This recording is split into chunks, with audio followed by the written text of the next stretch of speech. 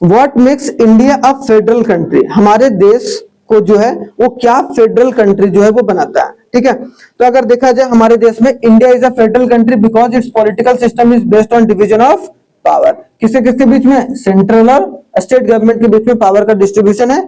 इसीलिए हम लोग यहाँ पर बोलते हैं कि हमारे देश में क्या है, फेडरल जो है वो कंट्री है हमारा देश। This division of power is enshrined in the Indian constitution, हमारे संविधान में भी लिखा गया है। Constitution declare India as the union of state. देख रहे हो, हमारा जो देश है वो क्या है, कमिंग टुगेदर फेडरेशन है। मतलब हम लोग क्या बोले, यूनियन ऑफ स्टेट है। हाँ, होल्डिंग टुगेदर, होल्डिंग टुगेदर का मतलब क्या हो गया, हम लोग यूनियन ऑफ स्टेट है। यूनियन ऑफ स्टेट के नाम से हमें जाना गया। The constitution originally provider two tier, मैंने क्या बोला भाई, शुरुआती दौर पर अगर देखा जाए तो संविधान हमारे देश में बना 1950 में। ठीक है, हमारे देश में 1950 में संविधान को अपनाया गया।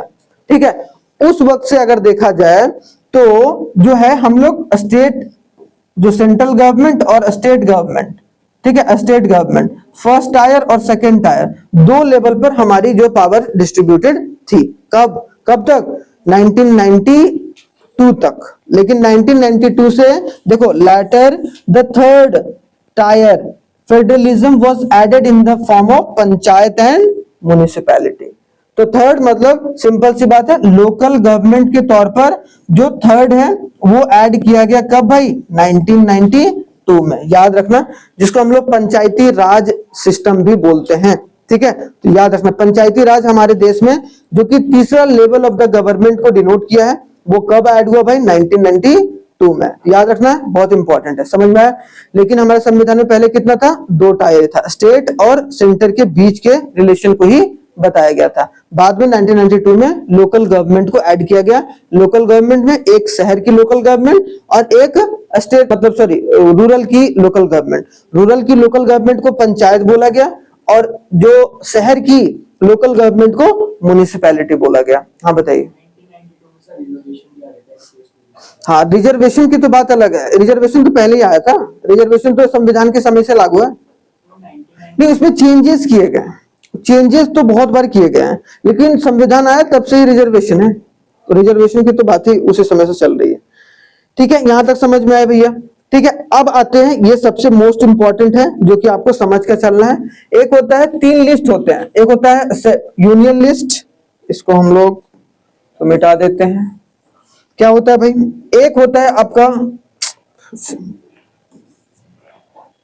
तीन लिस्ट, याद रखना, एक तो यूनियन लिस्ट, एक होता है कंकरेंट लिस्ट, एक होता है स्टेट लिस्ट। मतलब क्या है, कानून बनाना। अब देखो क्या बोला गया, हम लोग फेडरल सिस्टम है, मतलब ऐसा नहीं कि सिर्फ कानून सेंट्रल गवर्नमेंट ही बनाएगी, कानून स्टेट गवर्नमेंट भी बना सकती है और एक तरीके से यूनियन गवर्नमेंट भी बना सकती है, और दोनों साथ में मिलकर बनाएगी। मतलब देख रहे हो, तो इसका मतलब अगर सिर्फ सेंट्रल गवर्नमेंट जिस पर कानून बनाएगी, जिस सब्जेक्ट पर, उसको हम लोग क्या बोलेंगे भाई, यूनियन लिस्ट।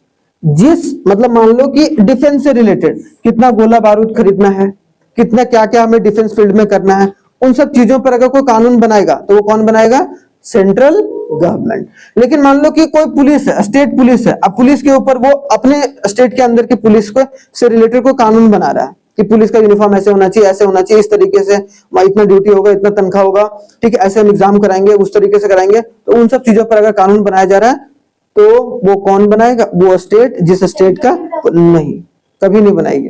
ठीक है, आगे आते हैं ट्रेड से रिलेटेड, एक स्टेट से दूसरे स्टेट के बीच में ट्रेड जो वगैरह हो रहा है वो सब। एग्रीकल्चर कि हमारे देश में खेती के क्या क्या कानून होंगे, इरिगेशन से रिलेटेड क्या होंगे, मतलब जनरली लैंड, जमीन अगर उस स्टेट की है तो उस स्टेट के ऊपर जो कानून बनाएगा वो कौन बनाएगा, स्टेट गवर्नमेंट बनाएगा। और जैसे बैंकिंग, बैंक कैसे फंक्शन करे, ठीक है, वो सब सारी चीजों पर अगर कोई सरकार अगर उससे रिलेटेड कोई कानून बनाती है तो वो कौन बनाएगा, यूनियन लिस्ट। करेंसी के ऊपर कौन सा नोट बदलना है, कौन सा नोट छापना है, वो सब के ऊपर कौन कानून बनाएगा, यूनियन गवर्नमेंट, मतलब सेंट्रल गवर्नमेंट जो दिल्ली में बैठी है। फॉरेन अफेयर्स का मतलब क्या हो गया, फॉरेन अफेयर्स का मतलब सिंपल सी बात है कि विदेश नीति क्या होगी हमारी, मतलब हम किसके साथ समझौता करें, किसके साथ हम MOU साइन करें, किसके साथ हम एग्रीमेंट साइन करें, वो सब सारी चीजों के बारे में सोचना समझना। ठीक है, किसका काम है भाई, आपको देखने को मिलेगा, किसका काम है, सेंट्रल गवर्नमेंट। और कम्युनिकेशन की किस तरीके से बातचीत हो किसी भी पर्टिकुलर टॉपिक से रिलेटेड, तो उन सब सारी चीजों पर कानून जो है वो बनाने का काम सेंट्रल गवर्नमेंट करेगी। लेकिन यहाँ पर both central and state government jointly make a law, किसमें, एजुकेशन, एजुकेशन के ऊपर कभी भी कानून बनता है उसमें स्टेट की राय ली जाती है, ठीक है।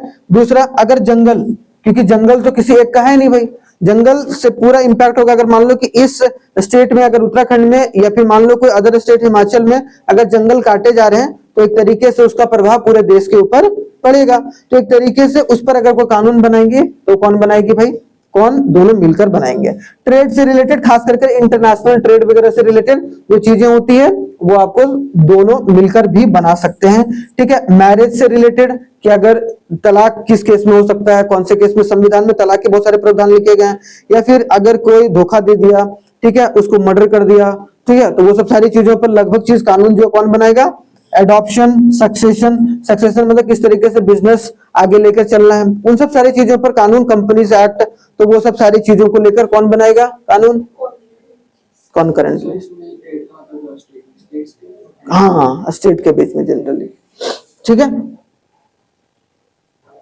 आगे आ जाते हैं, थोड़ा सा डिटेल में थोड़ा सा देखते हैं फटाफट, ठीक है। तो पहला क्या बोला गया, 3 फोल्ड में डिस्ट्रीब्यूट किया गया हमारे एक तरीके से यूनियन और स्टेट गवर्नमेंट को। उसमें देखा जाए तो 3 लिस्ट में पहला लिस्ट कौन है, union list. In India the union list is the list of a subject that is exclusively within the jurisdiction of central government, जिस पर सेंट्रल गवर्नमेंट कानून बनाकर चलेगी।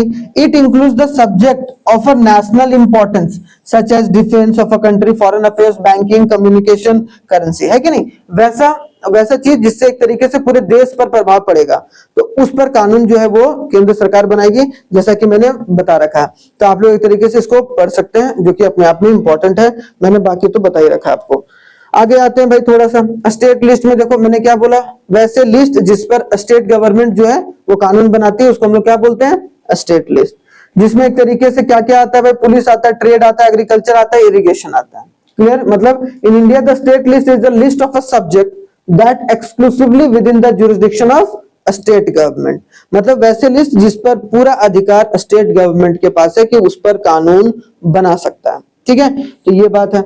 आगे अगर देखा जाए कॉन्करेंट लिस्ट में, तो देखिए भाई कॉन्करेंट लिस्ट में क्या है, both union as well as the state government, जो दोनों मिलकर कानून बना सकते हैं, जो कि आप बोल सकते हैं कॉन्करेंट, जैसे कि मैरिज के ऊपर, एडॉप्शन के ऊपर, सक्सेशन के ऊपर, फॉरेस्ट, एजुकेशन, ये सब कुछ मामले हैं जो कि कोई 2 याद रखना, ज्यादा याद रखने की जरूरत नहीं है कि कौन से 2 हैं जो 2 सब्जेक्ट्स हैं जिस पर सिर्फ सेंट्रल गवर्नमेंट बना सकती है कानून, वैसे कौन 2 सब्जेक्ट हैं जिस पर सिर्फ कौन बना सकती है कानून, स्टेट गवर्नमेंट, और वैसे 2 जिसको एक तरीके से स्टेट और सेंट्रल गवर्नमेंट दोनों मिलकर बनाएंगे। अब देखो इसमें क्या है, कुछ चीजें हैं कि unequal power distribution in Indian states. अब देखो अनइक्वल पावर का मतलब क्या है, जैसे हमारा फेडरेशन जो है वो किससे बना है, होल्डिंग टुगेदर से, जिसका मतलब in India not all the state have a same level of authority, सारे स्टेट को सेम लेवल ऑफ अथॉरिटी नहीं दिया गया है, किसी को कम किसी को ज्यादा। जैसे नॉर्थ ईस्टर्न वाले को देखो, वहां पर ज्यादा कंट्रोल थोड़ा सा सेंट्रल गवर्नमेंट का ज्यादा लगता है, और जो मेन स्टेट है नॉर्थ वाले, साउथ वाले, उसमें थोड़ा सा स्टेट का ज्यादा पावर देखने को मिलेगा, और in compare to other state, मतलब कुछ कुछ स्टेट हैं जिनको पावर अधिक दिया गया, कुछ कुछ स्टेट है जिनको ज्यादा पावर नहीं दिया गया।